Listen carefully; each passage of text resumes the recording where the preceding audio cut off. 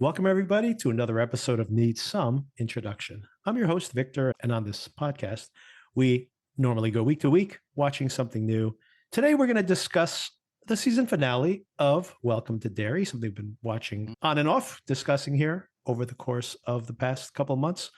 Briefly, I think that's going to be a pretty brief conversation. Joining me for this conversation is Darren, as usual. Darren, How are you you, doing? Victor? Yeah, I'm good. I'm good. Yeah, maybe a bit brief on Welcome to Derry, but we've been trying and we've been watching week to week and trying really hard. And hopefully I won't be as negative as last week. Yeah, curious to get your opinion of this episode and how whether it worked for you or not.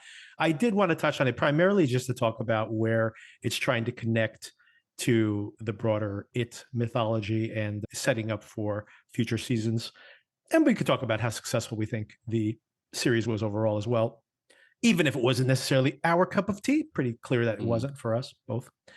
But of course, another thing, primarily what we're going to be discussing in this very episode is Wake Up Dead Man, the latest Knives Out film, which premiered on Netflix just this very week.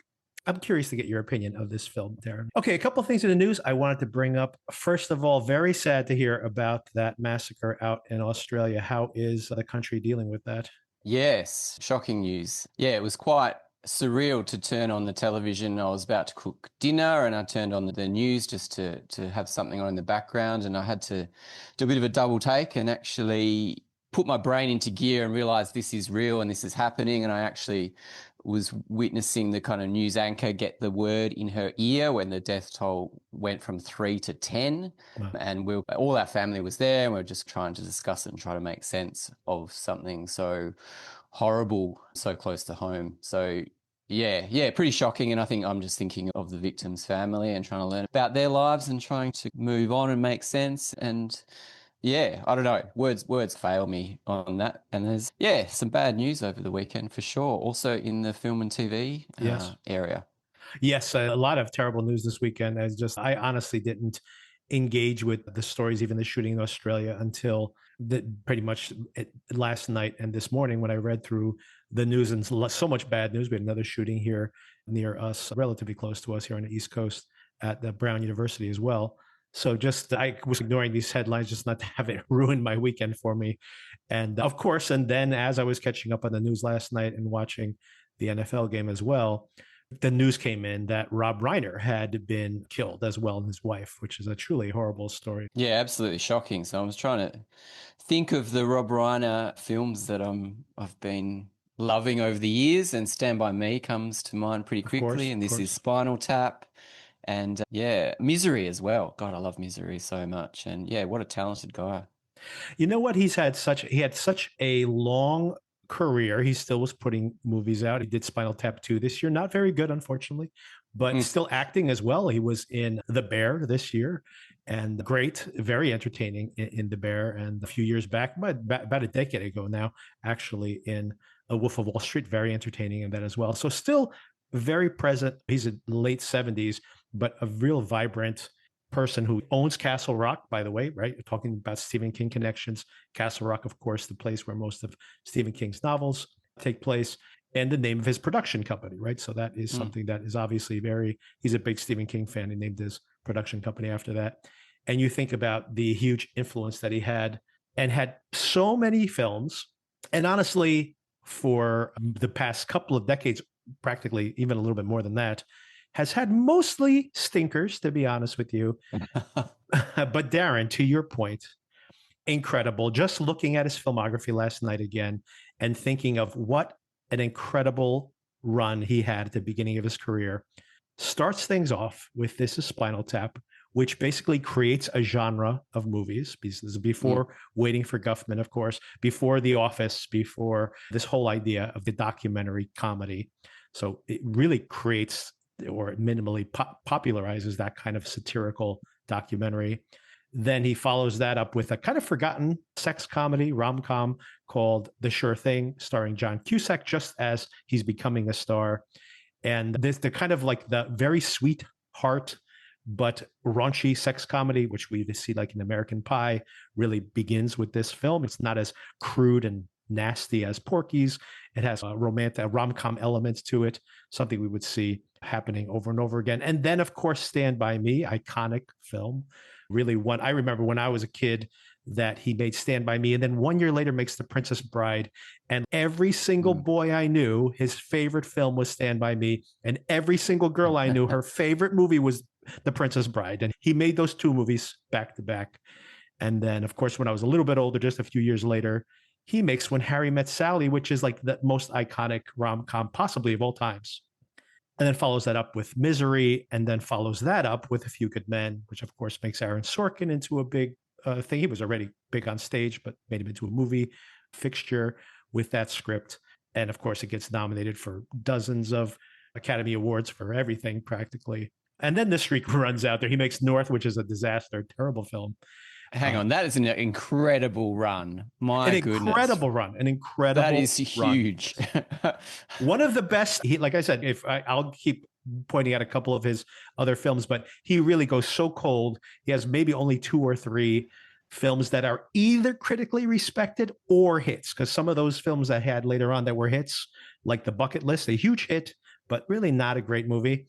And then some other films that were pretty good, but really didn't find any audience at all. So maybe 3 in the whole remainder of his career. But 7 movies in a row that are stone cold classics. It is like a truly remarkable run.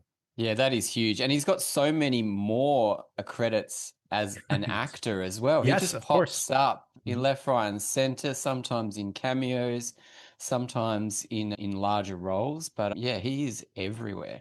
And of course, we all first met him, maybe you're too young for this, but Meathead on All in the Family, of course, became a huge star on TV before he became surprising everybody, became a huge film star. And of course, a really tragic story, right? Like a murder. And it seems to be, I don't want to spread rumors because I don't know if it's verified or not, but it seems to be someone in his own family. So very sad story, of course. Yeah, it really is. Yeah. Very sad news last couple of days. It's tough to talk about these things, but we can focus on the fantasy entertainment that brings us joy. And by the way, I still want to shout out that not only if he, like I said, he had a few more hits that he directed later on. The Bucket List, the biggest of all those, a huge hit, but really not as huge as far as he was directing films, even though still very popular in front of the camera, as you mentioned. But Castle Rock, beyond, of course, the massive hits of Stand By Me, which he obviously put under his own production label, Misery. But Darren, they produced Shawshank Redemption, another obviously Stephen King adaptation, The Green Mile, Dolores Claiborne, all Stephen King adaptations, Dreamcatcher, not a great film, Dreamcatcher, but he did produce that. Parts of I enjoyed watching that. That movie is so crazy. But also Seinfeld, the Before trilogy, one of the 3 of my favorite movies of all times. Yeah, Linklater. Yep. And then just some huge hits: Ms. Congeniality, the City Slickers movies, Michael Clayton, 2 Weeks Notice. God. Yeah, just so what a legacy this guy left behind. Yeah, very sad. Another bit of news I wanted to run by you, because this seems to be an experiment you folks are trying out in Australia. Very curious to know how your family is dealing with this. I say that including the adults, this calculation. How is this affecting you, this teen ban on social media? Now, is it 17 and under? What is the rules of this thing? Okay, so we're still coming to grips with it at the moment. It's a under 16 ban on social media, and it's the major social media outlets. So it's YouTube, Reddit, Snapchat, TikTok, Instagram, Facebook. I think that's all that's covered at the moment, but the law is going to keep moving to go with kids' habits. So I was talking to my 13-year-old daughter today, and she has managed to change her birthday in Snapchat and do the facial recognition, so it now thinks she's 18 years old. So I'm not sure whether that's in the spirit of the law, and we have to talk that through to see how she's using that and why she's doing that. But yeah, it's been a little bit tough at the moment. And my son's 15, so it affects him for about 6 months. And he's just, whatever, don't care. And he's happy to text his mates.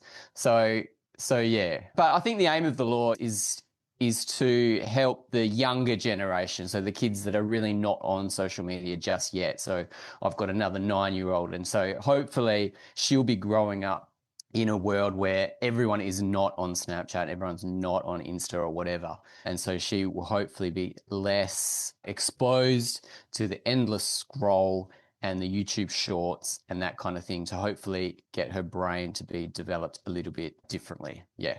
Yeah, they're already starting to have some state level bans here in the US, but it's almost impossible to enforce them. But I really do think that there is a real desire to have something like that, especially for younger folks.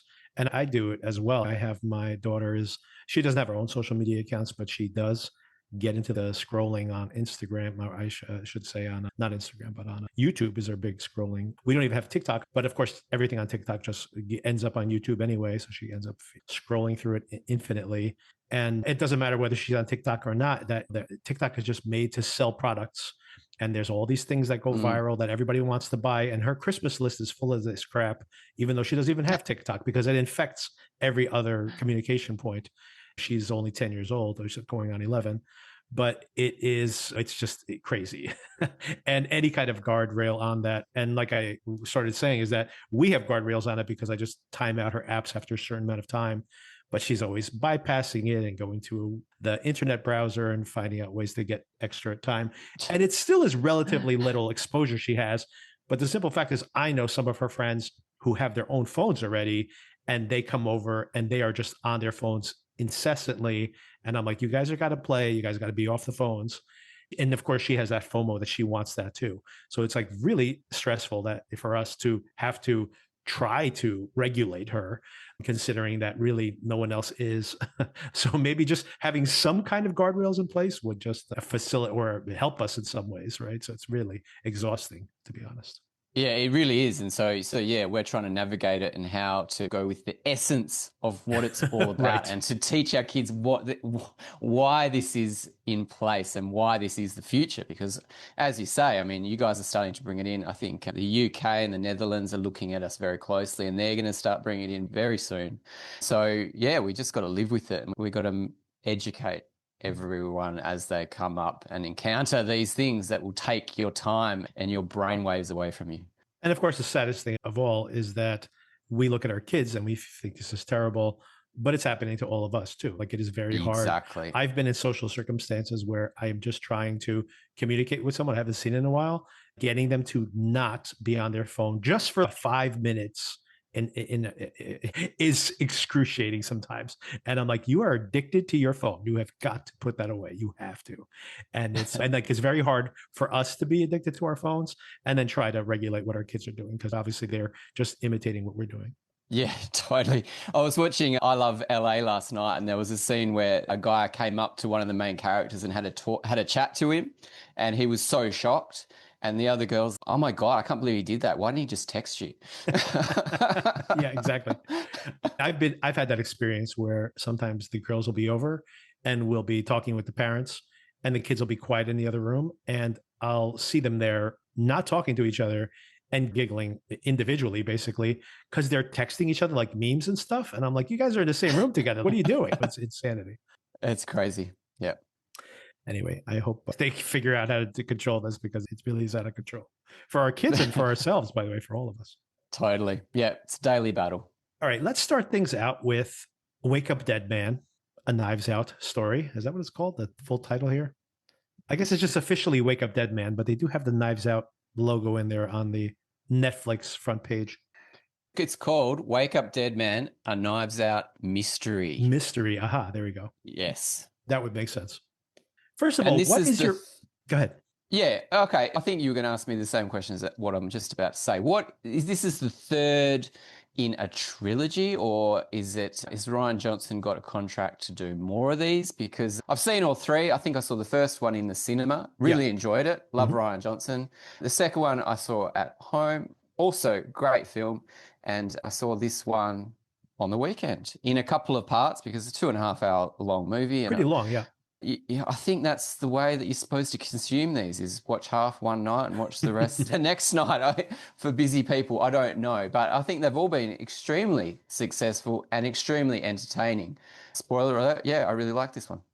Yeah, I saw this again. I think I previewed this conversation a few weeks back when I'd seen this in theaters and was complaining about Netflix not having some kind of release strategy, theatrical release strategy, which I think is just them leaving money on the table. And now very curious to see how that all plays out with their HBO acquisition, but that all remains to be seen. But my first response to this was, and we'll get into it when we break it down a little bit more, I liked this one the least of the three. And I thought it was like very written, and I knew exactly, and Johnson does this anyway. He's very much a writer. So as I'm watching the film, I'm like, end of act one. It's like there's all these perfectly placed moments. You could really see him like planning out his plot. And he writes this way, like I mentioned, it's very structural, the way he writes his screenplays. So there was something that was a little off to me, especially considering how much of the story gets revealed in the end. So now it's on Netflix, and it's really interesting because maybe you are supposed to watch this on Netflix, because watching it at home, and maybe it was because I wasn't trying to solve the movie and understand the mystery and getting too caught up with some of the details. I just knew it was going to happen, so I just let it wash over me. And I liked it so much better the second time. I was laughing, like the comedy came through even more so the second time around. And I still like the mystery.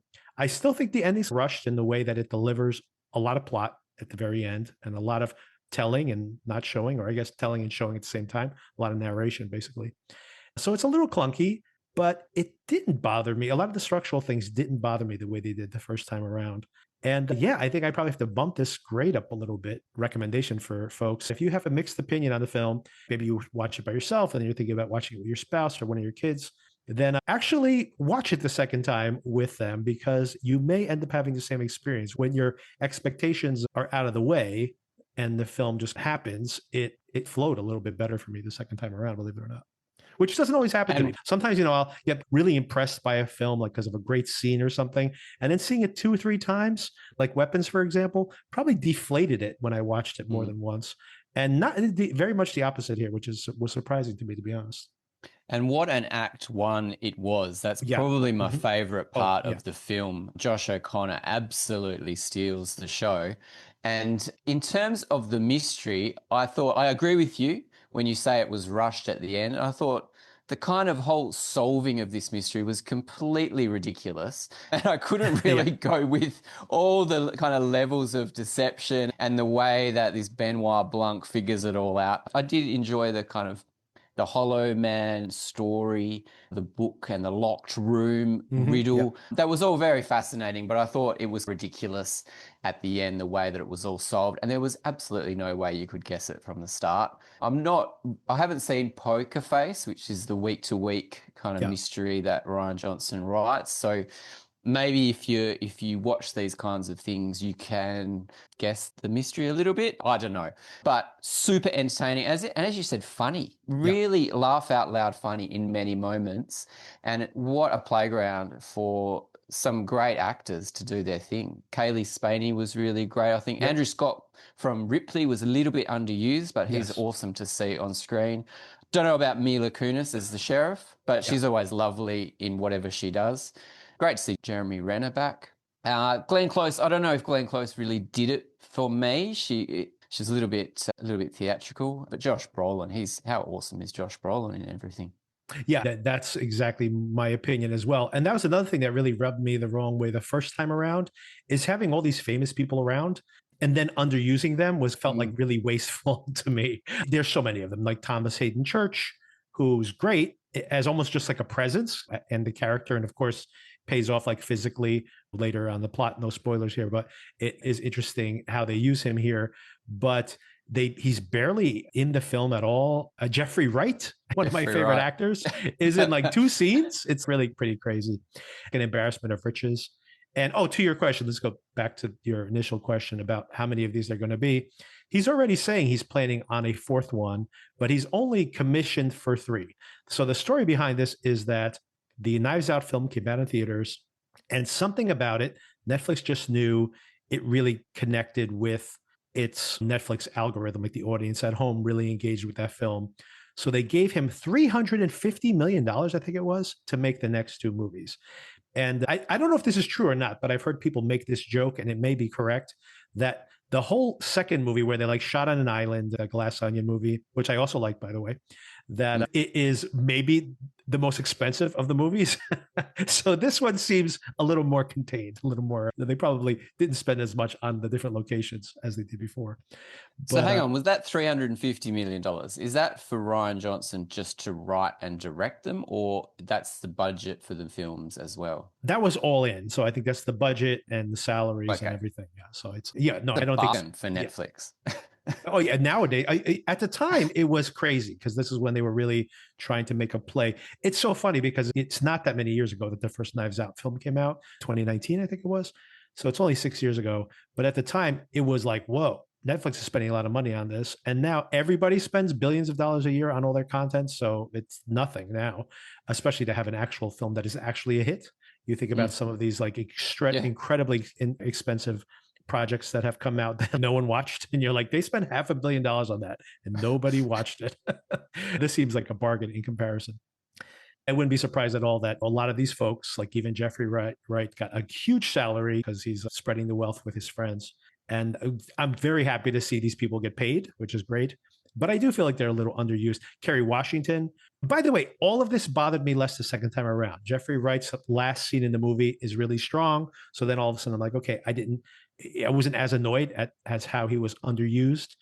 And I liked Kerry Washington very much in the second watch. And the first time around, my impression was very much like, why would you put someone in here like this? And she's barely in the film, right? But then I was more impressed with her. I actually really enjoyed Glenn Close, especially when she has her big moment in the film. I thought she's playing the role that she's supposed to play. But of course, what you said is 100% correct. The first half of the film or so, where you have Josh O'Connor and you have Josh Brolin, and they are basically at odds with each other, and the whole dynamic between the two of them is fantastic. And by the way, thematically, it's what the film is about, right?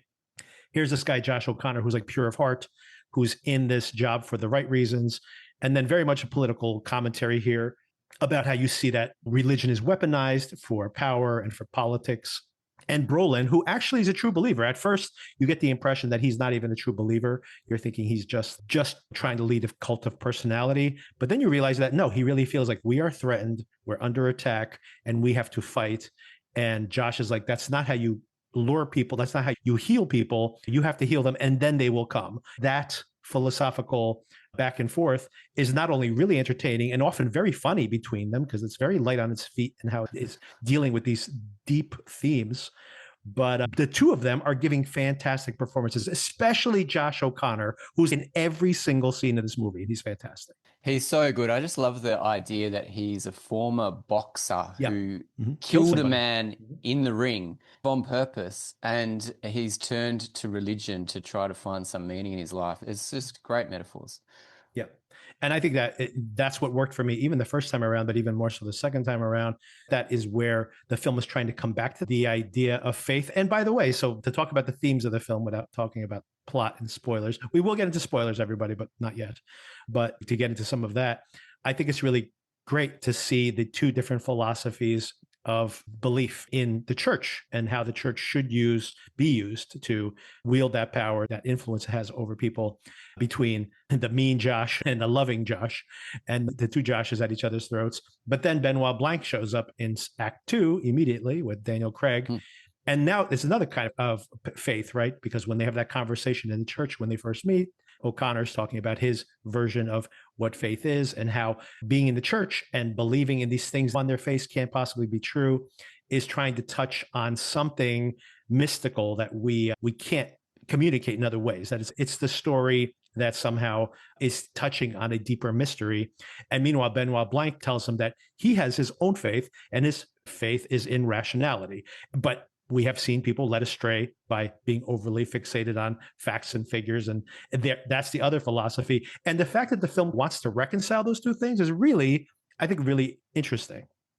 Oh, it was a fantastic speech that he gave in the church. Yeah. As soon as we meet him, and then he sees Josh O'Connor's face and sees what he's up against, and he's, oh, but the roof beams are exquisite. That's hilarious when you see that there's something personal there that he has against the church and against religious prosecution. And you see him get angry at that moment. And then he, exactly like you said, one of the funniest scenes where he's, oh, but these beams are very impressive. All right, let's break down the plot a little bit and get into some of these details. We're going to spoil the film now, but I think Darren, big thumbs up for you. Is this anywhere in your like top 20 for the year, top 10 for the year? Ooh, I probably maybe top 20, maybe. Yeah. Yeah. Yeah. It's just a very entertaining film, but I mean, it didn't move me completely, which I would like my top 10 films to do. Yeah, I'm pretty much in the same with you. After the first watch, I was like, maybe it's somewhere at the bottom of my honorable mentions for the year, maybe, because I really did think it nailed the ending, even though I had a lot of issues with the clunkiness of the script the first time around. The second time around, I saw the design of the picture more. And to your point, Darren, and maybe if you ever rewatch it with your family or something, I do recommend it because you do see Benoit Blanc figuring it out in the moment, but you really don't see it until you watch it a second time, right? Because there's some breadcrumbs, like little signifiers left behind if you know where the story's going and you see him queuing in on things. So he's figuring things out in real time. And maybe that's why I liked it better the second time around, because you see that the film is very much connecting the dots, but you don't notice it the first time around. Obviously, you don't know what to look for. Mm. But it was, yeah, so very clever, very smart. And I do think with my second watch, I probably would bump it up to maybe it's in my, like, same as you, maybe it's in my top 20, maybe just outside my top 20. But regardless, very solid. And especially some real standouts here. Josh O'Connor, I don't know if he's going to get a nomination for this, but if he did, he's probably on the outside looking in because there's a lot of strong performances this year. But if he got nominated, I'd be totally happy about that. I'm like, oh, yeah, he deserves a nomination. He's really solid work. One more thing before we get into any kind of breakdown is that I agree that Mila Kunis, which I'm always happy to see her in anything, but another that really severely underused in this film, I got to say. Totally. There's an actor called Daryl McCormick, which I've never really seen him in anything. He plays like the illegitimate son who tried Yeah. to get into politics, but he said he couldn't resonate with voters. And he gives a great example of why he couldn't resonate with voters by saying all the hot button topics of the moment just as a list. And the fact that he doesn't believe in any of it, he just wants to try to connect with the zeitgeist or something with people that would follow him. And that was a great satire, I thought. Yes, that's going back to that main theme. It's great satire, like you mentioned, and it's actually warm-hearted considering how cynical it could be on its face. But he is so funny. I actually took some notes of it because he says, I was supposed to be the next big Republican politician, but I just couldn't connect with the population. No matter, and he goes, I tried the border thing, the BLM thing, the pronouns thing, the what else did he call it? He says the climate thing. The climate thing. Oh, he said even like the induction ovens thing. Even the ovens he tried. Nothing worked. People are so jaded now. I don't understand why. The people are so jaded now. I don't understand why. Is the best after he just had this litany of 25 different messages that he tried to work them over with. It's such great writing. And then he goes from aspiring politician to this renegade YouTuber that tries to create Josh Brolin's character as this viral leader, just so he can have some kind of edge of power that he can create. You know what's funny? I had forgotten it in that rush of the ending of the film when they lay out everything that happened, which it's a lot that happens there at the end of the film, that I had forgotten how important that is to the plot of the film. Actually, it ends up being his undoing, Josh Brolin's undoing, his characters. Wick is his name. Oh, by the way, going back to that scene, which is just so hilarious, I love how it ends where Josh O'Connor tells him, who plays Judd, by the way, I should use a character name, where Judd tells him, maybe you just need to get back to basics. And he says, you mean show them something that they hate and make them think it's going to take away something that they love? And he's like, no, like actually inspire people. It's incredible. There's another bit where that character Sai's talking to Judd and he's saying that he's going to create Wick and they're going to rule like father and son. And then Judd's, Star Wars. Yeah. And so I was like, yeah, just like the rebels. And there's this look that Judd gives. I don't think you watch Star Wars very closely. Like, I think you misunderstood that movie. It's just so good, so funny. Yeah, and some of these other characters are caricatures also, but pretty fun. I think Jeremy Renner's underused here, in my opinion. Totally. But and Adam Scott is also not Adam Scott. I'm talking about is Andrew Scott. Andrew Scott, of course. Andrew Scott. Andrew Scott is underused a little bit as well, but his character is very funny. Where he says that everybody who shows up for his book signings now all look like John Goodman in the Big Lebowski. It did concern me, just the fact that Josh Brolin's Wick character, the Monsignor, he's so forceful in his message, and just the people that he gets to be his like cabal, like seemingly intelligent people from all walks of life, but they really just buy into this leader and going to church every week and going to the Bible study. As someone that doesn't go to church every week, Yeah. it does trouble me a little bit that groups of people can get together and then just be led almost mindlessly by someone very charismatic. I guess I get led by rock and roll stars or I don't know, film directors that can indoctrinate me into something. But yeah, the fact that you can go to church and get indoctrinated into this thing is a little troubling to me. I don't know. Well, I think there's an aspect of it where he's definitely, and maybe we could talk about that briefly. And this is maybe another thing that bothered me more the first time around and less the second time around, that really starting with Knives Out and probably even before that with The Last Jedi, that Rian Johnson has become a very overtly political filmmaker. And it bothers me a little bit. Not that I don't agree with a lot of his points of view, but I think that being like that didactic, and not only didactic, but like sometimes explicitly anti-Trump in my mind, that's going to age badly. And I think that was where I was when I watched the film the first time. I immediately started thinking to myself, oh, he's doing another anti-Trump thing, right? And I read it that way. But then by the end of the film, I'm like, no, he actually is broadening the aperture. He actually is looking at this more widely. And it wasn't as simplistic as I thought. But this is pretty didactic. But I do think it works. To your point, I really like that scene because it's really something that we see in culture, and not just in religion, but religion is being co-opted in this way for sure. But you also see that where that narration you get from the Josh O'Connor character, Judd, that he's saying the congregation is getting smaller and smaller, but then what he would do every single week is to push out anyone who he felt like was an other.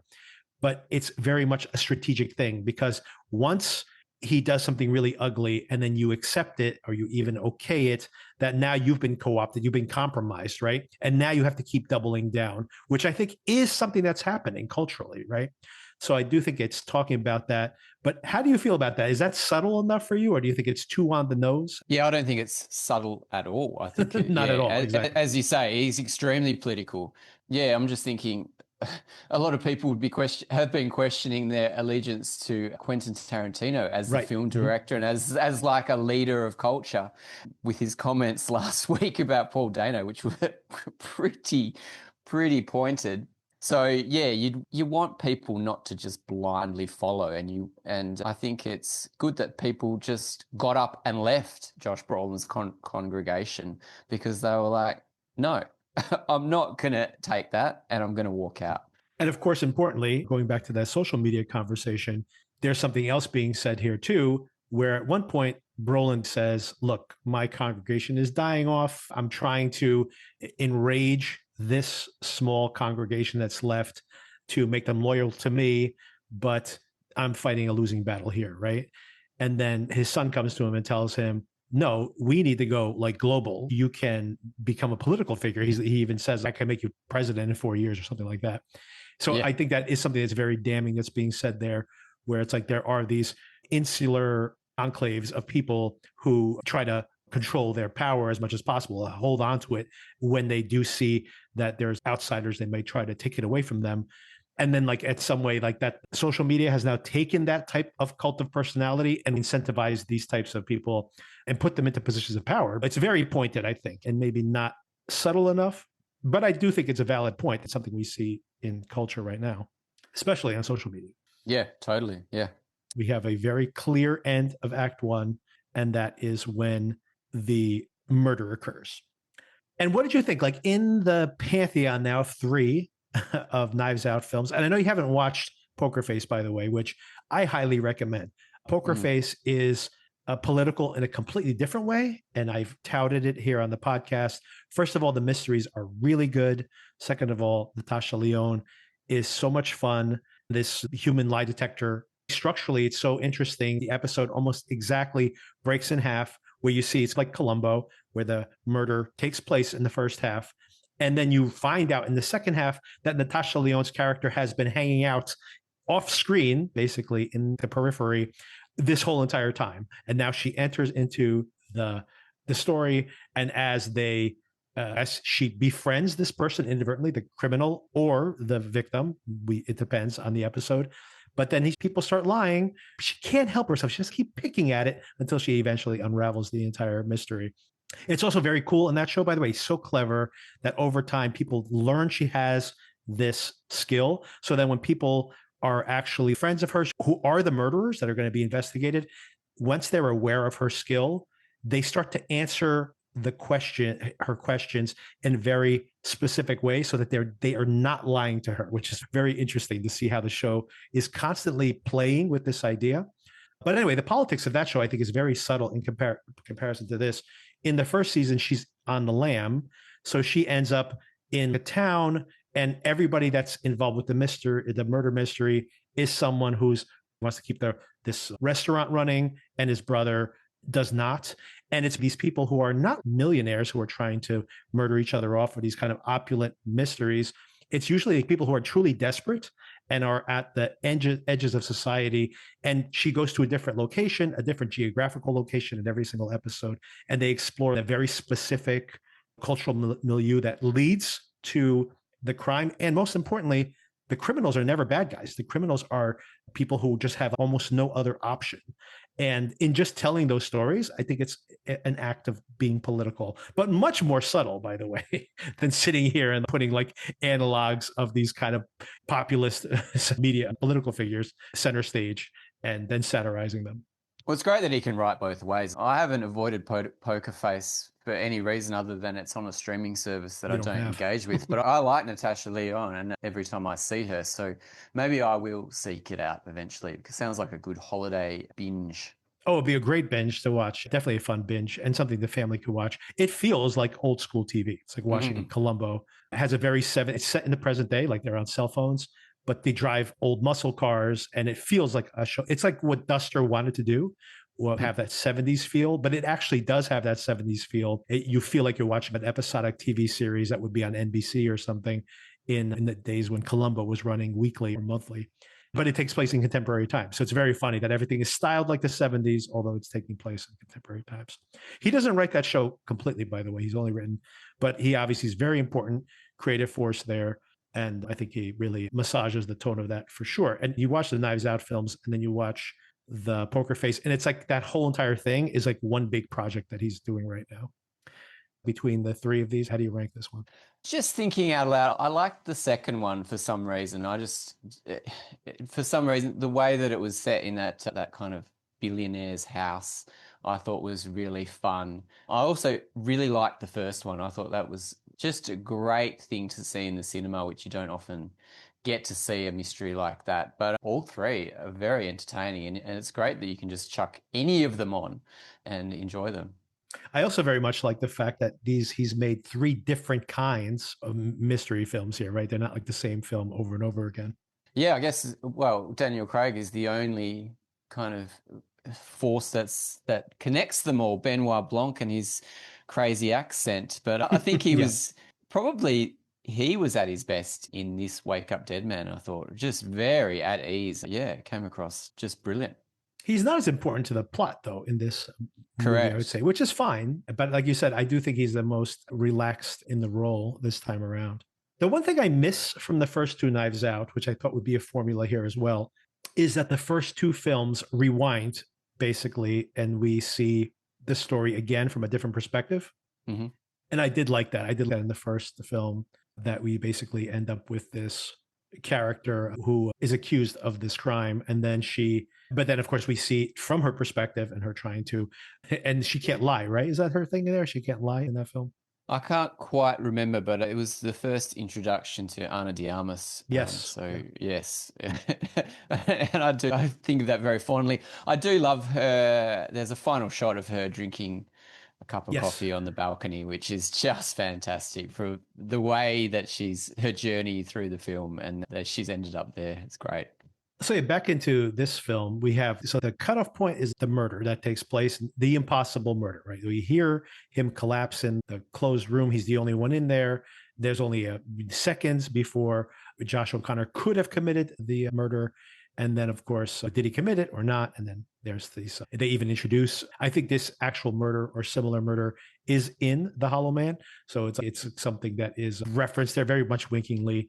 And it could be anybody in this group of people who are planning this out because they all read these collection of closed room murder mysteries right before this whole thing happened. And then Benoit Blanc shows up, and there's this really interesting dynamic between O'Connor and him. Oh, you weren't a huge fan of Glenn Close, but she gave me she participates in so many great comic moments in the film. First of all, every time she scares Josh O'Connor is hilarious. He just happens to be everywhere, but he doesn't expect her to be. But the other time that I laughed out loud was when Kelly Spaney stands up. Oh, totally. Because she has chronic pain and she like almost faints and she goes, relax, I can walk, it just hurts. It's a miracle. But then, of course, Brolin's speech, this like very fiery speech, takes place on Good Friday. And then on Easter, as this investigation continues to be occurring, what do they call these doors? The removable door on his crypt breaks open and he rises just like Jesus on Easter Sunday. And at this point in the film, what were you thinking? You think this guy's rising from the grave? And then we see him potentially has actually sought revenge on the person who killed him. What did you think? Did you think the film was actually going to take a supernatural turn here? I did not. No. I do like those doors though, those cantilever doors, so that if you are buried alive, you can just push it, pop out, push it and get out. No, I didn't think it would turn supernatural, but I did think that it indicated that there was a team of killers working together. But what do you think the plan was? Obviously, it turns out that it's someone actually trying to fake a miracle. Of course, we had heard that the person we've discovered over this course of this investigation, that the person who requested the opening of the crypt was him himself. I actually thought at that moment that he had tried to manufacture a miracle and then someone had murdered him during this process.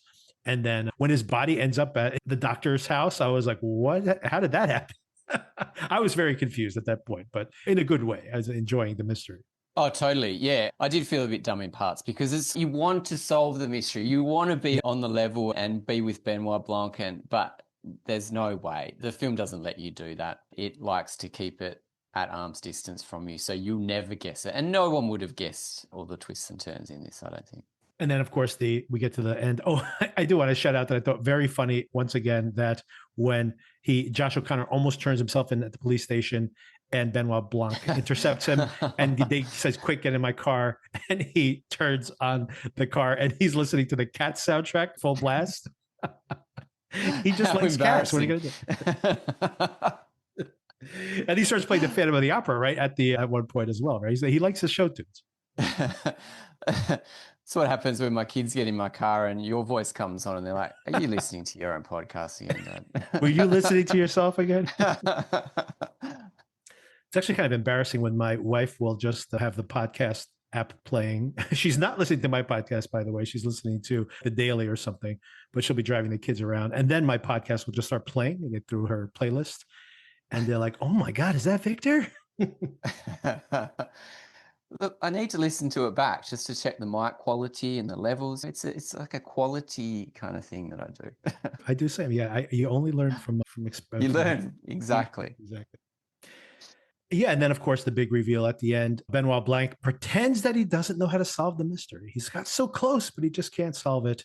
And this is his own act of grace here, right? He's trying to give the Yes. perpetrator a chance to confess. And by backing off and almost letting Judd take the fall, he allows Glenn Close's character, Barbara, is it Barbara? Martha, I'm sorry, yeah, Martha, to have I think a pretty good scene here. I think it's her best scene in the film for sure, a very long monologue in which we find out everything that happened.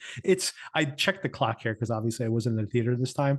And I'm like, man, we are 25 minutes away from the end. And she's just starting to tell her story. It's a It's a very long long film. monologue scene. And I thought this was the thing that kind of in the theater for me, it started to grate on me. It's like over 2 hours now. It's 20 minutes of the movie. And we're just getting this information dump. And that's why I was saying that in a way, maybe this is better to watch at home because it didn't bother me watching it on my couch the way it did in the theater, where I'm like, all right, is she just going to talk for 20 minutes now? And But that indeed act she of is. grace that Benoit Blanc does, he lets her confess on her own terms. It's very nice to see that. I thought that showed a lot of heart in the writing. Yeah, for sure. And I think that in a way, Benoit Blanc, even though at the end, Mila Kunis is the police officer, says, don't tell me you believe this stuff. And he's, oh no, this is all a ruse. But he respects this priest enough to respect his beliefs, right? Which I think was really the point of the film to a large extent. Yes, yes. Very lovely to see. Yeah, and then of course the mystery, which I honestly did not get all these details until I saw it a second time. Another thing that I still, maybe because in my head I'm like, okay, this guy, I still had the original theory that it was the Monsignor himself. He's literally saying he's going to be resurrected in his a sermon. So I'm like, okay, he was setting this up, and then he called to have the excavation done of the crypt because he knows he's going to come rise up, and then someone knows it's going to happen. They got greedy, killed him, and then faked his resurrection. And it was only the second time around that I'm like, no, she set that all up because she felt betrayed by him. And then she murdered him by poisoning him, brought in the doctor on this. And then, so she's like truly nefarious here, right? She plotted this all out. But then, of course, it's like the ring. And I want to bring this up at this moment because it happened again in the Derry season finale. But it's almost like the ring from the Lord of the Rings, where it's like anyone who touches the apple of Eve, that they become obsessed with the power that it may wield. And they all get corrupted by it, basically.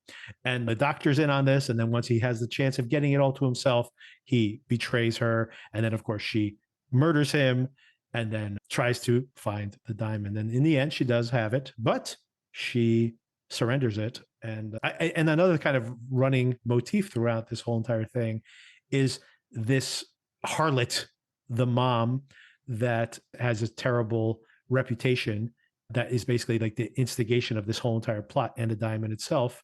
Over the course of the film, everybody, even Martha, as she's dying, says that poor girl. So it's like this rewriting of the story of Eve itself. Original sin in the Bible is Eve eating the apple. So it's in a way, it is like exonerating Eve herself. And of course, this mom, this woman who just wanted to escape this situation she was in. Oh, just hearing you recap, this movie is packed full of things, isn't it? It's I do like the image of the acid bath. Yes. And the Monsignor leaning over the acid bath, and then I think Benoit says to Josh O'Connor, "It's just if you want to look away, it's going to get a lot worse." It's gonna get worse now. Yeah, exactly. As he drains the acid out, incredible image. Oh, I also love that in the end, Josh O'Connor again could be tempted to run off with the diamond, and Benoit Blanc leaves it with him, just like trusts that he's going to do the right thing. And then he replaces the crucifix, which has been vacant. This is another thing symbolic, obviously, that Jesus himself has been vacant on the wall. You could see the marking where the crucifix was, but not in the church. There is no Jesus in this church. And then, of course, he goes and makes a new Jesus, carves it from wood, and he puts the stone inside of it, hides it inside of his body, and hangs up the cross again. So now Jesus has re-entered the actual church. But I find it very funny that the son says, I looked everywhere and I couldn't find it. And he goes, you really should come visit us because your true inheritance is in Jesus. Yeah. Literally, it's inside of Yeah. Jesus. So yeah, a little winking wordplay there at the very end of the film. That's so interesting you've watched it twice. It actually makes me want to go back and watch it again because there is so many shots, and I think they go back to it like shots of the space where the diamond sat in that box and the shot of the stomach of the skeleton Yep. that Exactly. it's Yep. all laid out for you Exactly. in the Yep. film. Yeah, which I think will give you a lot of satisfaction going and watching it a second time where you can see all those clues. There's so many things if you watch it a second time, exactly like you said. There was the shot where he looks in the stomach of the corpse. We know now what it was after the fact. Or when he is arguing with the son, Josh O'Connor's character is arguing with the son about posting the video or not. And in the background, there is someone walking through the woods with a Yes. lantern. And you know who that is later. But the first time around, if I clocked it at all, I didn't pay any significance to it. And then of course, it's very important to the plot as it unfolds. Oh, I definitely clocked it. And then they just kept moving on. You I was just don't like, think hang about on. it. There's so many things that you clock in the moment and you're like, that's going to matter. But then other things happen You don't and know. you forget about Yeah. it. And then the second, that's why I was telling you, if you watch it again, you're like, oh yeah, it's laying it all out for me from the very beginning. But I don't know what to look for the first time around. Very clever. I did appreciate it that second time around. So yeah, a lot of fun. I did enjoy this a lot. I've enjoyed all three of the Knives Out films. And this one turns out to be much more rewatchable than I expected. But, I'd be up for him doing something different as well. And he did Yes. Brick. And do you have any favorites? Brick, of course. Looper. Love Looper. Love Brick. Love Looper. Yeah, Looper's fantastic, isn't it? What else? He did another one. I can't remember. The Last Jedi. Of course. Love The Last Jedi. So is this it for the Knives Out? Has he got, is that his contract? It was for 3 films or was it yes. 4 or 5? I forgot to close the loop on that. Yeah. So he made the first one, went to theaters, huge hit. It was a movie that opened just like a small $12 million opening or something like that, and made 130 or 140 million in the US, got an Academy Award nomination. It made even more money overseas. So a huge hit, exactly what Netflix was looking for, bigger overseas. Of course, they're trying to expand overseas. So they give him a huge amount of money. He makes these 2 films. But now he's talking about he already has ideas for Knives Out 4 and once again, a very different type of murder mystery. But he's already been working with other writers to come up with a story for it. But this is not part of his contract. So maybe he goes back and puts it in theaters. Maybe he shops it around. Maybe he stays with Netflix because Netflix is going to get him the biggest audience. Is undeniable, right? Totally. He did a movie called The Brothers Bloom, yes, which I watched, but I don't remember anything of it. So it didn't really connect with me. But he also directed 3 episodes of Breaking Bad. Oh, of course. Especially that Fly episode, which is very, memorable. Oh, and he also did Ozymandias, didn't he? Which is like maybe the best episode of the show ever. Yeah, I know so many. The Fly is so divisive. Everybody remembers it, but it's a divisive. Just like his Star Wars movie, very divisive. Well, great. That's what we want from our filmmakers, don't we? It's interesting. He was just talking about this week. I saw an interview with him, and he was saying that his goal had been not to piss off Star Wars fans, but to confront them a little bit, challenge their expectations. He did not expect at all the kind of toxicity that would emerge from the Star Wars fandom. But I have a feeling that the toxicity of that fandom was going to happen no matter what. But it really felt like that film was this defining moment. And maybe part of his political reaction is for him being in the middle of that maelstrom when that whole thing happened, because it became very political, as crazy as it sounds. But your political leanings and your opinion of that movie are probably very closely aligned, believe it or not. Interesting. Yeah. I thought it's insane. I thought the plan was to have 3 different directors and to do 3 different Star Wars. And they brought back J.J. Abrams and basically made the same movie that we see all the time. Well, that's because the reaction over time that became so divided, it became like a lightning rod of conversation there. Bizarre. But at least he tried something. I'm not a huge fan of that film. I think it has some set pieces that I think are some of the best of any Star Wars film. But he is trolling the audience for sure, and he has a tendency to do that. And maybe he poked the wasp nest a few too many times there.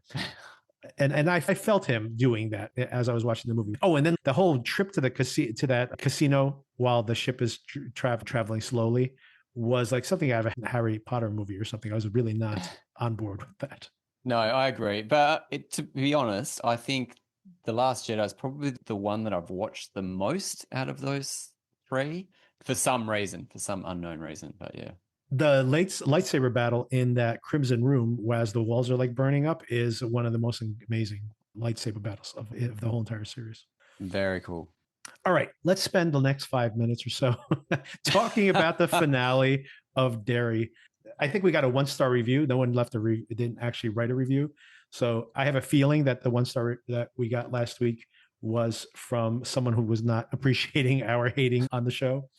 But so yeah, what do you think about this season finale of the Derry show? And any Well, interesting? I'm sorry that we got a 1-star review. I feel like I contributed to that last week because I was very angry at that penultimate episode, and I wasn't angry this week. I was just sad, and I think I'm gonna go to sleep on It franchises for the next 27 years, and maybe see what happens. Come back then. to it when they reboot it. Yeah. I'm going to just contain everything. But maybe we can go back in time because apparently Yes. it experiences time like all Dr. at Manhattan. once. See, I Just didn't realize exactly like Dr. Manhattan. Yes. I didn't realize how I was going to be so on the nose by actually talking about that Watchmen show. But it turned out I couldn't even predict that twist. So maybe we can go back to the very first episode where I gave it a bit of a positive review and you were like, I don't think I can watch this. And then we can just not watch Welcome to Derry at all. Yeah, what is there to say? I couldn't really see most of the episode. It was all in snow and fog and ice. And yeah, there was some cool, I did like Pennywise as a bat. Yes. That was cool. Yeah. I liked him getting shot and yeah, that was awesome. Marge is the greatest actor on the show. I think she's just so lovely.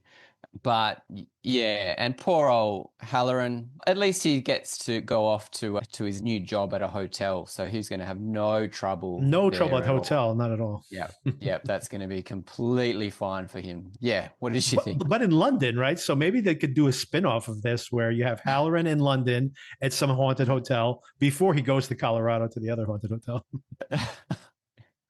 Yeah. Well, there's going to be spin-offs aplenty because they just throw all these breadcrumbs out for spin-offs and the reasons for prequels and other kids that they're going to have and all sorts of things. Yeah, connecting all the dots here was really weird. They have to have Margaret is going to be the mother of the character from the It movie. And Richie, because Richie, of course, Richie, because names a child. Yeah, Richie, of course, yeah. And there's other connections that I can't remember all. I think I wrote them down to some of them that of course, Halloran, the Halloran connection to the broader mythology. And then Marge is the mom to Richie Tozier. Yeah. And then, and of course, in the very, very final moments, we see that Ingrid Kirsch, the same actress who plays her in It Chapter 2, which would have been like, if you do the math, she must have been 110 years old in It Chapter 2. But she's in 88, she's around 80 something years old. And of course she sees the daughter from Sophia. Yes. Who of course we just saw in the Chair Company. So it's they're tying everything together on HBO. So maybe it's all, even HBO has these crossovers with these people here in these shows as well. Yeah, but this didn't really work for me. She's supposed to be there, but a couple of points that you brought up that I thought was interesting. Maybe first of all, as I watched the show, I was so out on the show in that opening moment of the season. And in a way, maybe that was the litmus test. I should have been like, this is not going to work for me and just quit because maybe there was no coming back from that. And it got better, but it's still, I never connected with the material in any way. But the other thing I thought about in this current episode was that there's so many elements of fantasy here. Like when the kids are floating behind the cart, I thought I was watching a Harry Potter movie. When the kids are getting corrupted by the power of the lava blade or whatever that thing is that they have in their hands, I'm like, is this like Bilbo Baggins or something with the ring? Yeah. So I'm like, maybe this is a fantasy. Maybe if I had thought of this as a fantasy story, it would have worked a little bit better for me. And then, of course, he turns into a giant dragon. I'm like, maybe this was fantasy the whole entire time. And I was just in the wrong genre. But I was annoyed by that sequence because he's running, skipping in slow motion like Jim Carrey. And I'm like, dude, you got to get a move on if you want to not get killed. And then, of course, he turns into this dragon and almost kills the kids just as they plant the stone. You could have done that the whole time, man. You should have done that way earlier. And man, There were some cool images in it. James Remar in this final Yes. scene where he Yeah. confronts Pennywise, one of the worst performances I've ever seen this guy give, or maybe ever. He's just like completely affectless. Like this, he's just seen Satan incarnate, and he's, oh, hey, you can go away now. What are you doing, man? Wake up! Wake up! The camera's running. Bizarre. Yeah, I thought he was just terrible in the whole thing. The whole show. Yeah. Yeah, very Harry Potter. Even the music really echoed that when those kids were floating. I actually really liked the first scene. I wanted to go on longer, where Pennywise is at the front of the school and he's using the principal as his hand puppet. I actually really enjoyed that. And they made him look oversized, like in a practical way. I thought it was very cool. Yeah, the visuals are great. Very cool. Yeah, and then they just moved on straight away. But yeah, that was a cool image. And how he's like the Pied Piper and he's dragging the kids and they're all floating. Cool as well. Yeah, but yeah.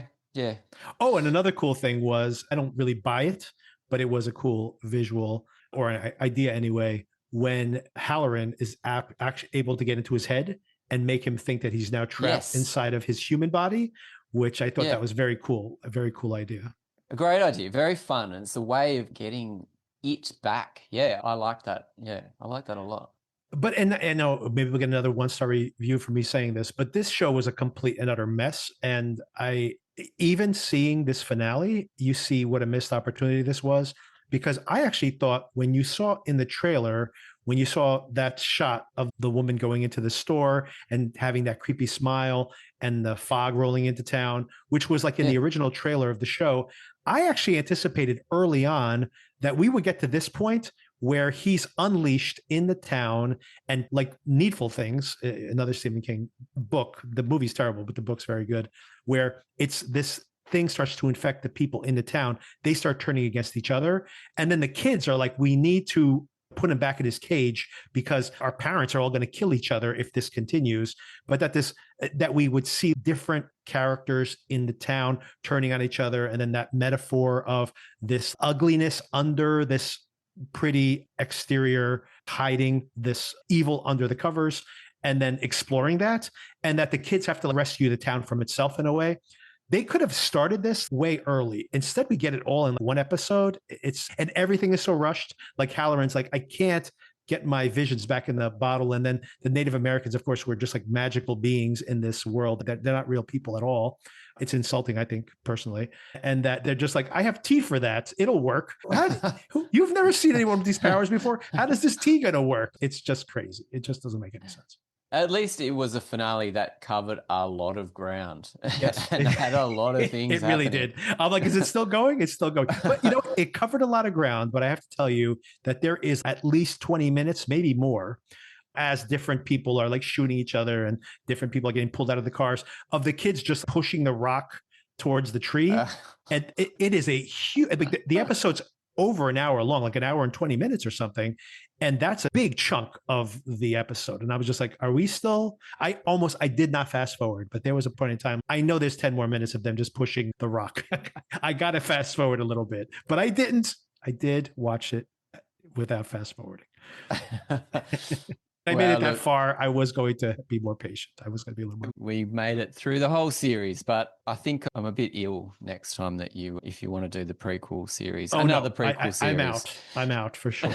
I'm out for sure. Maybe I'll watch the first episode. Oh no! Don't do that. Don't do that. But I'm going to be very wary of whatever Andy Muschietti, any movies that he does next. I'm just not on board with his style at all. I just don't enjoy it. Yeah, it's just not. It's not what I want to see. Yeah, I think I've mentioned this to you before. I wasn't a huge fan of It Chapter 1. I did like the stories with the kids, was very strong. I didn't like the CGI. I didn't find it scary, not even as scary as the TV version, which wasn't that scary anyway. So I was disappointed with that. And then I had never watched It Chapter 2 because everyone said, well, it's not as good as the first one. So I'm like, well, then why am I going to go see it? And I think I told you this like a week before It came along, the prequel series. I finally watched It Chapter 2 on HBO because it was available, and I did not like it at all. So I was already like really worried about what was going to come next. Yeah. It didn't get better. Well, I would say I did like parts of Derry better than It Chapter 2. But to your point, I don't know. Like these last two episodes, which were directed by Machete himself, and of course the whole thing was spearheaded by him, it didn't work for me at all. Even the Pennywise, they have good ideas here and there, but I don't think they execute well on them. An over reliance on CGI, obviously, and then so I need to be convinced. I do like Mama though. I think Mama's good. I liked Mama. I did laugh when at the very end it said "It Welcome to Derry," and then the chapter 1. Chapter 1. I know exactly. Right. Okay. It should be chapter 3. It's going back in time. I don't know. Anyway, I think they've made this way too convoluted at this point. They've made Pennywise 3 sentences. Is going back in time to kill their parents now. Yes. While their kids to stop them from being born. How convoluted. It's like Tenet. So now it's like Tenet. They have to do it all in reverse now. So. Yeah. That would be, that's what I want to see in the next one. I want to see the first, when they get back to the very first season, the 3rd season of this, but all the way back in 1908. I want them to do it like Tenet, where half the movie goes forward in time and then half the movie goes back. That's what I want to see. Let's see if they take me up on that. All right, Darren. So we have Fallout premiering on Tuesday night now. It's your Wednesday morning. So check that out. And maybe we will touch base. Or I should say we will try to touch base early next week. We'll talk about Fallout. Oh, that's what I wanted to talk to you about. Maybe a minute on this. You said you were not planning on seeing Avatar. So what's your experience of the Avatar films? Avatar. So the first one I've watched a million times. I saw it in the cinema with 3D, of course, and really liked it, even though it was a retread of Dances with Wolves. Really liked it. Even though the Aussie actor, the lead actor, is terrible in the role, I still think it's a fun watch. The second one, I took the whole family in 3D. I thought it was completely forgettable. Incredible in the cinema. Incredible experience watching it, and to see everyone deal with the 3D. I thought quite stunning. Yeah. But I tried to watch it at home and I didn't get through it. I think I tapped out with the whales. And this one, I don't see a reason for seeing it. I may see it. It's holidays soon, so we'll have time. But I did see Jim Cameron last week saying he doesn't think that this one is going to be a box office killer. And the fact that he's just seeding that gives me a little bit of worry. Yeah. Oh, one other thing that I've seen of Avatar, I've seen the Cirque du Soleil arena Avatar show, which was really cool because it showed just like different tribes of these Na'vi beings. So it showed a bit of the fight. This was years ago we saw this, and it was excellent. It was like a Cirque du Soleil, but it wasn't about a sad clown. It was set in the Avatar world, and I really or a scary clown. That. Yeah, or scary. No more clowns. So yeah, you're keen to see this Fire and Ash, whatever it's called. My experience of it, I liked the first Avatar film. I thought it was very good, but I didn't love it the way some people did. I loved the second film, but like you said, as just an incredible experience. Like I complain all the time at how disappointed I am with CGI in movies, like all the Marvel films, etc. And then to see this film and be like just utterly blown away, just completely convinced. I love the whales. I'm just like, man, that was my favorite part of the whole film. But the dialogue's still clunky, but the family stuff really touched me. And I was like on the edge of my seat, man, like in 3D when the whole ship is in a gimbal, basically, and they are crawling from one room to the other as it floods. It's just Cameron having this like this incredible. That's the other thing I really hate is how bad people are at doing action sequences now. And Cameron is just so incredible at action. And the whole last hour of that movie is just one gigantic action sequence. And I loved it. To your point, I did watch it at home. I did like it at home. And I watched it with my daughter at home. But it's not the same experience as seeing it in theaters. But to everything I just said, I was like, I'm not blown away by the advertisements for Fire and Ash, but I was still planning on seeing it. But I got to say that the thing that convinced me to go is that the reviews have come in and they've been very strong. So that's why I'm curious to see it. But I do agree. Like when I saw the trailer, I'm like, I don't know if I'm going to like this one better than the last one, for example, or even close to it. So I was on the fence and I was hopeful. I'm like, I'm going to see it, but I just fingers crossed. But then the reviews have come in very strong. So I'm curious to check it out. Okay, well, you've convinced me. Then I'm gonna carve out some time to check If it it's out. really bad, I'll text you really quick and be like, don't do it. Don't do it. But I am But planning, by the way, I have never seen one of these in the theater with my daughter, and she's now seen them at home. And I definitely wanted to go see this in 3D. So I think that in and of itself is going to yeah. be an experience for me to watch. Just watch her experience an IMAX 3D movie for the very first time in her life. Yes. Yeah. Well, yeah, I took my whole family last time. And I think my daughter got sick of wearing the glasses. She's like, it's fine without the glasses. I'm like, oh, God, what a waste of money. Yeah, exactly. But yeah, it gets pretty pricey with this IMAX and 3D and all these add-ons. Yeah, I don't know how much a ticket's going to be, but it's going to be up there to take everybody. For the whole family, yeah, true. And they know the kids got to get snacks. I never buy snacks because that's how I save my money on my tickets. But the kids, of course, have to have snacks. So. Oh yeah, we're cheap. We take our own popcorn. Sorry, Just say sorry, some candy bars. Oh, it doesn't. Like for my daughter, she still wants to Slurpee from there, and the popcorn from there. And I'm like, we got Twix in our pockets. Don't. Yeah. What are you doing? You're wasting my money. Always smuggle them in. Yeah. I don't have a purse, but my wife always packs a lot of snacks in her purse when they see the Wicked movie. her bag was full of candy for the kids and popcorn bags. You got to do what you got to do. Absolutely. Hey, we're still going to the cinema, so many people aren't. That's for sure. Yeah, and Cameron has talked about that if this one's not as big, it doesn't have to be bigger than the other ones, but if it's not, he may be not doing the next two. But I'm pretty certain, even if the movie makes $2 billion instead of $3 billion or whatever the hell the previous ones made, then they're still going to make these. But I've heard that they might do them like as animated films or something like that, because it's probably like just too much he's been doing this nonstop for over a decade now. It's too much for anybody, I think. And he's the only one that's going to do that, right? Like anyone else you hand this off to, it's going to look like crap. So anyway. I think it's crazy that he made those comments just before the film came out. It really put me off. Yeah. I think he's trying to motivate people. Oh, if it doesn't make so much, because he did the same thing last time where it's, if it doesn't make a certain amount of money, I don't know if I'm going to make any more of these. But I mean, got to tell you, like he said, the last one, he needed to make $1.6 billion for it to be worth making a next one.